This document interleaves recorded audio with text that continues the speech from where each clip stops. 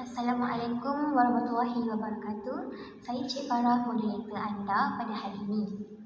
Berkumpul kita pada hari ini untuk membincangkan apakah kesan daripada budaya, struktur keluarga dan sosio-ekonomi terhadap tingkah laku dan pembelajaran kanak-kanak di Taska dan Tadika.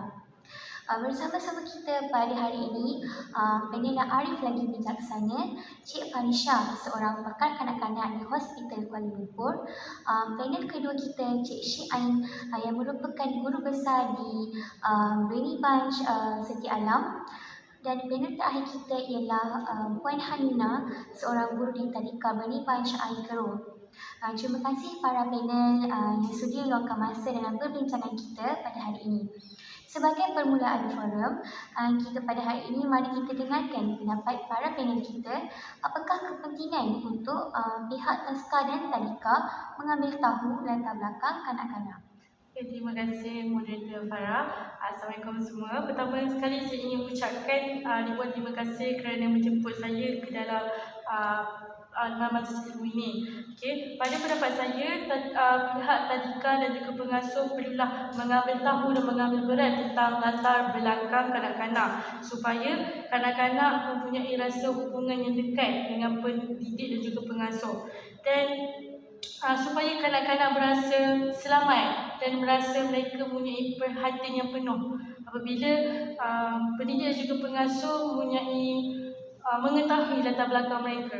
Okey, dan seperti yang kita sedia maklum, waktu yang paling kritikal seseorang untuk membentuk seorang individu itu adalah secara holistik ialah sewaktu mereka berumur dari bayi sehingga ke umur 8 tahun. Dan dalam waktu itu kita juga perlulah memastikan tumbuh besar mereka itu mendapat keperluan dan melalui perkembangan yang secukupnya dan secara keseluruhan.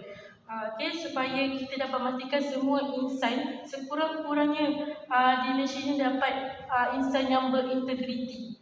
Okay, untuk memastikan anak-anak melalui perkembangan ini anak-anak mestilah lengkap dengan dari segi jasmani, emosi dan intelek dengan lebih mengenali latar belakang mereka. Benar sekali Cik Farisha, waktu yang paling kritikal dalam mendidik anak-anak adalah dari lahir sehingga mereka berumur 8 tahun.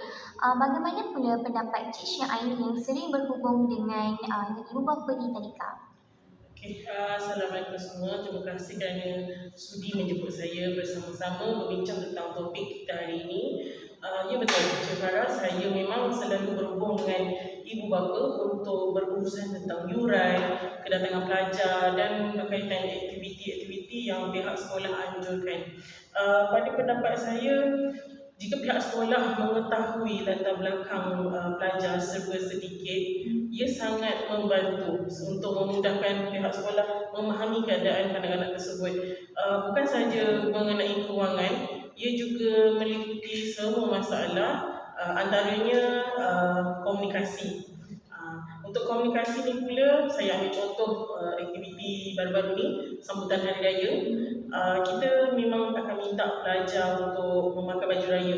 Tapi ada setengah ibu bapa, mereka dah diberitahu, tapi mereka tidak alert, mereka tidak cakna pada kita punya mesej yang kita beri. Jadi terpaksa cikgu untuk beri mesej secara personal. Aplikasi WhatsApp ni cikgu ni terlalu banyak grup dia lah apalah kan.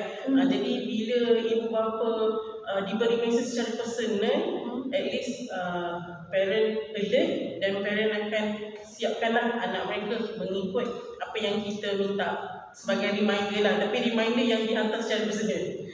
Jadi nak tak nak pihak sekolah memang kena kenal latar belakang kanak-kanak tersebut supaya kanak-kanak ni semua dapat hak yang sama di sekolah. Ya, betul tu Cik Syiain. Kita sekarang ni berada dalam dunia digital dan WhatsApp merupakan media utama walaupun untuk urusan yang formal. Bagaimana pula pendapat Puan Hanina yang sangat dekat dengan anak-anak? Okay, Assalamualaikum semua. Terima kasih kerana sudi menjemput saya.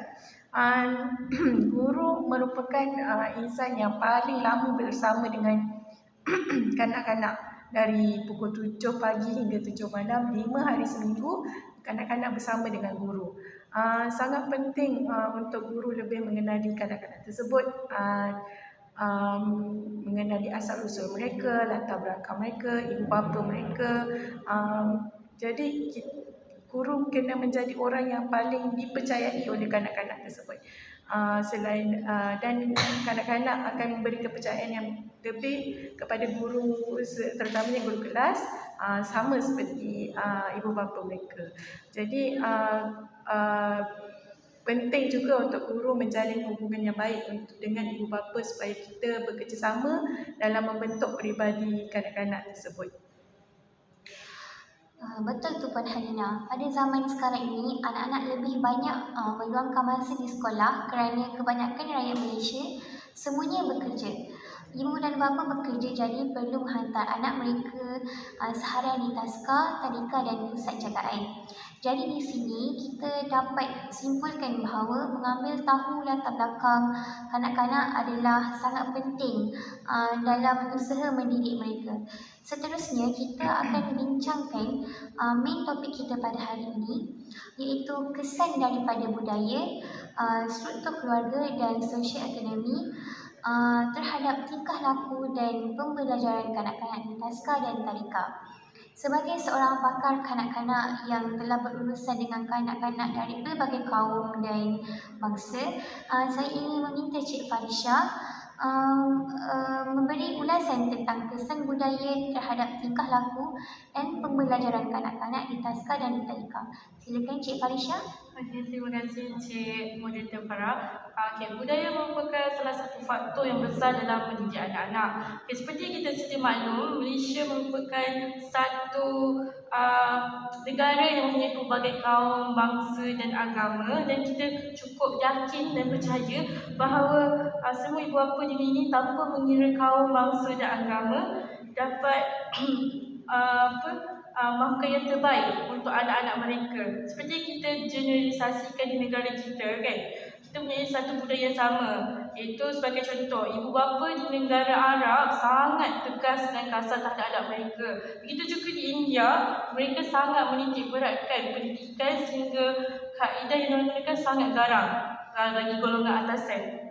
Dan juga bagi barat, iaitu di Amerika, cara didikan mereka berbeza, iaitu secara chill dan tidak tegas. Okey, jadi padahal tanggapan itu adalah mengikut majoriti sahaja. Budaya adalah satu aktiviti yang dilakukan secara berulang beberapa generasi. Sebagai contoh, Ali suka cara didikan ibunya dan Ali meneruskan cara didikan itu kepada anaknya Ahmad. Dan apabila jadi cara didikan itu berterusan sehingga ke anak cucu mereka. Okey. Jadi majoriti ibu bapa pada zaman dahulu mengamalkan gaya keibubapaan authoritarian, yang mana oleh itu apabila ada je isu viral tentang kanak-kanak didenda atau penyerotan, mereka sangat cepat, netizen sangat cakap, dulu okey je aku kena denda, okey je kena rotan. Jadi padahal Nabi Rasulullah sudah berpesan, layalah anak dari 0 sehingga 7 tahun seperti raja, 8 hingga 14 tahun seperti tawanan, 15 hingga 21 tahun seperti sahabat. Okey, daripada pesanan Nabi itu, banyak kajian-kajian yang telah dilakukan, memang benar apa yang Nabi katakan itu. Okey. Jadi gaya keibuapaan yang terbaik adalah autoritatif. Antara kesan budaya dalam pendidikan anak-anak terhadap tingkah laku mereka ialah jika ibu bapa mengamalkan gaya authoritarian, yang mana apabila ibu bapa menggunakan kaedah gaya authoritarian ini, kadang-kadang akan membesar menjadi seorang yang tidak pandai berdikari, sangat bergantung kepada orang lain, sukar untuk membuat keputusan sendiri, dan terutama sekali terjejas dalam perkembangan emosi mereka lah. Okey, jika ibu bapa mereka mengamalkan gaya autoritatif pula, kadang-kadang pula membesar menjadi seorang yang bertanggungjawab, berani ke hadapan, berani membuat keputusan, boleh membuat keputusan sendiri dan berkeyakinan tinggi. Jadi kanak-kanak tersebut akan membesar dengan baik dan cemerlang dalam pembelajarannya. Saya sangat tertarik dengan poin Cik Farisha tentang ajaran Rasulullah dalam mendidik anak, iaitu melayan anak umur dari 0 hingga 7 tahun seperti raja, 8 hingga 14 tahun seperti tawanan, dan 15 hingga 21 tahun seperti sahabat. Okey, kita teruskan dengan kesan struktur keluarga terhadap tingkah laku dan pembelajaran kanak-kanak. Dipersilakan Puan Harina untuk memberikan ulasan. Okey, terima kasih Cik Farah. Keluarga adalah merupakan orang yang paling rapat dengan kanak-kanak. Orang pertama yang mereka jumpa selepas mereka lahir, orang yang paling mereka percaya adalah keluarga. Jadi struktur keluarga adalah sangat penting untuk memastikan kanak-kanak tersebut bertingkah laku baik pada masa hadapan dan mereka dapat melalui proses pembelajaran yang sangat berkesan. Jadi terdapat pelbagai keadaan keluarga kanak-kanak membesar. Sebagai contoh, kanak-kanak lahir tanpa bapa, kanak-kanak lahir tanpa ibu. Kadang-kadang ada anak-anak yang dari lahir dijaga oleh atuk dan nenek. Jadi struktur keluarga bukan yang tu sebenarnya. Struktur keluarga yang penting ialah orang di sekeliling kanak-kanak tersebut memberi perhatian yang cukup, kasih sayang yang cukup kepada kanak-kanak tersebut. Cuba bayangkan kalau keluarga kanak-kanak tersebut adalah sebuah keluarga yang lengkap, ada ibu, ada bapa, ada adik-beradik, tetapi ibu bapa sering bergaduh. Keadaan tu adalah struktur keluarga yang tidak bagus untuk perkembangan emosi kanak-kanak tersebut. Tidak kiralah apa juga keadaan keluarganya, relationship keluarga kanak-kanak tersebut, tetapi yang penting ialah kanak-kanak tersebut mendapat perhatian yang cukup, kasih sayang yang cukup, dan keperluan yang cukup supaya emosi mereka terjaga. Bila emosi terjaga, mereka happy, mereka bermotivasi untuk belajar benda baru, untuk pergi ke sekolah, tak ada masalah, untuk bersosial. Jadi struktur keluarga yang memberi sokongan yang lebih kepada kanak-kanak adalah sangat penting untuk kanak-kanak tersebut membesar dengan baiklah. Jadi baiklah, bagaimana kanak-kanak boleh dapat pembelajaran yang lengkap dan efektif? Apakah inisiatif yang boleh dilakukan bagi pihak guru? Boleh Cik Ain berikan sedikit pendapat? Baik, terima kasih Cik Farah. Inisiatif daripada pihak guru. Okay. Bila kita nak dapatkan something yang pembelajaran yang terbaik, benda ni berkaitan dengan kewangan. Bila berkaitan dengan kewangan, sudah semestinya lah dia berkaitan dengan pendapatan ibu bapa itu sendiri. Ada ibu bapa sangat berkemampuan, ada ibu bapa sederhana, ada ibu bapa rendah, lagi sederhana daripada rendah. Jadi boleh dikatakan kewangan sangat memainkan peranan. Jadi bila perkara ini terjadi, kesan dia tu lebih kepada macam tingkah laku dan juga emosi kanak-kanak sebenarnya. Sebab bila di sekolah kita akan berikan package pembelajaran, okay, kelas ni akan penuh bayaran full seperti ini. Tetapi kita akan asingkan program yang lain. Contoh program tambahan tu adalah silat. Okay, kalau silat ni dia kena bayar pula lain. Dan ini terulang kepada ibu bapa sebab kita tak wajibkan program ni kena join, kena wajib. Kita tak wajibkan sebab kita nak bagi pilihan kepada ibu bapa untuk memilih sama ada boleh bayar atau tidak. So ibu bapa rasa macam okey boleh bayar, okey boleh join. Tetapi kanak-kanak tak faham benda tu. Mereka tidak memahami perkara tersebut. Dan oleh sebab itulah benda ni dia kesan dia kepada kanak-kanak sebab dia tengok kawan-kawan join, kawan-kawan buat tapi dia tak buat. So sudah semestilah mereka tak gembira, mereka hanya mampu tengok tapi tak boleh nak masuk sekali. Jadi perkara ni sebenarnya memang efek kepada kanak-kanak jugalah. Jadi kalau untuk daripada pihak sekolah pula, cadangan yang boleh dibuat, apa yang kita boleh buat, first one, kita boleh memberi tawaran kepada ibu bapa untuk membayar yuran secara ansuran. Bila kita buat program ni, of course lah kita mengharapkan komitmen daripada ibu bapa juga. Sebab ansuran ni dia ibu bapa ni komitmen je. Kalau misalnya ibu bapa boleh dan dia rasa macam ansuran tu okey, boleh ditanggung every month tu, okey, proceed. Tapi kalau tak boleh, kita ada solution yang kedua. Okay, which is solution kedua, kita boleh buat kutipan derma. Kutipan derma ni kita boleh beri peluang kepada ibu bapa yang berpendapatan sangat-sangat berkemampuan kata orang tu.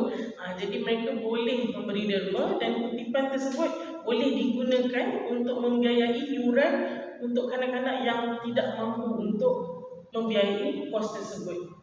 Jadi kata orang tu mereka akan, kanak-kanak ni tak kira lah sosioekonomi dia rendah ke tinggi ke sederhana ke, mereka dapat join program tu sama-sama, belajar sama-sama dan mencipta memori sama-sama yang akan dibawa sampai bila-bila. Okey, dengan Cik Syain, perkongsian yang sangat menarik. Jadi terima kasih saya ucapkan kepada ketiga-tiga ahli panel kita pada hari ini kerana sudi hadir dan sudi menyuarakan pendapat masing-masing.